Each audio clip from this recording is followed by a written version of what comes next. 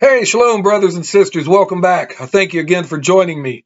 Hey, today I want to do an introduction to the book of Ruth in the Old Testament. Ruth, of course, we know about her. When I went to church with my friends here and there, they would have coloring books and all that kind of stuff, and Ruth would be in there. And I just want to give you a little bit of a introduction to the book if you guys are new. And the book, they said, was composition date was around 1,000 years before the Common Era. And it says, while the author is unknown, tradition credits authorship to Samuel. And let's see, excuse me.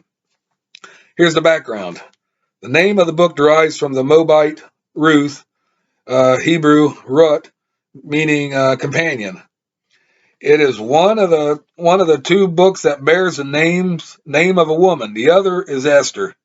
While Esther is about a Hebrew woman who marries a Gentile king, Ruth is a story of a Gentile woman who marries a Hebrew husband in the line of King David.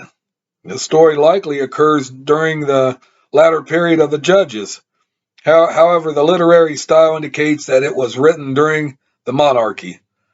The book covers the life of Naomi. Because of famine, she and her family were forced to relocate to Moab. While there, her two sons married two Moabite women. Tragically, Naomi's husband and two sons later died. Upon their deaths, Naomi encouraged her daughter-in-law to remain in the land of Moab, and she would return to Bethlehem. In a show of great loyalty, Ruth, one of her daughter-in-laws, requested to stay with Naomi. Naomi agreed, and they returned to Bethlehem together. Eventually, Ruth met a man named Boaz, whom she eventually wed and had a child uh, with named Obed, who was the father of Jesse, who was the father of King David. Through the selfless blessings of Ruth and Boaz, Naomi transfer from despair to happiness. Emptiness is to fulfillment. Stress to hope. Um, the book of Ruth contains major significance for the role of Gentile believers. Ruth was a Moabite, a Gentile who became part of the line of and genealogy of Yeshua Messiah. In this way, she was a forerunner of Yeshua's opening of salvation to all people uh, through his sacrifice.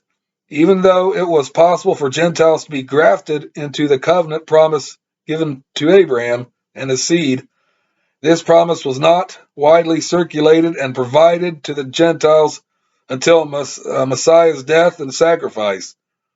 At this time, the wall that separated Jews from Gentile was removed, giving way for a light to shine to the Gentile believers.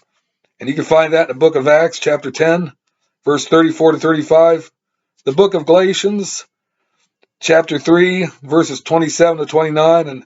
And finally, Ephesians, chapter 2, verse 11 through 22. And I encourage you to read them, but that's just a little glimpse of the book of Ruth, and I encourage you guys to read it. It's not very big. It's not it's not an encyclopedia. It's just a little book, and you'd appreciate it. You appreciate the story and everything else that entails with it.